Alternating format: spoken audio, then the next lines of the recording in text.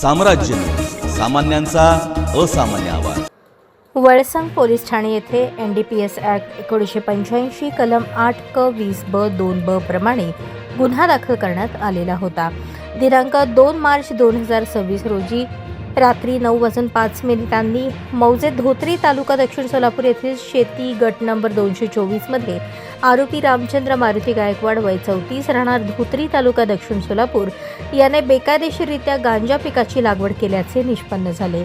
सदर कारवाई दरम्यान 15 किलो 640 ग्रॅम वजनाचे ताजे ओलसर गडद हिरव्या रंगाचे फुले आणि फळे असलेले गांजा सदृश पिकाची एकूण 30 झाडे मुळासह जप्त करण्यात आली।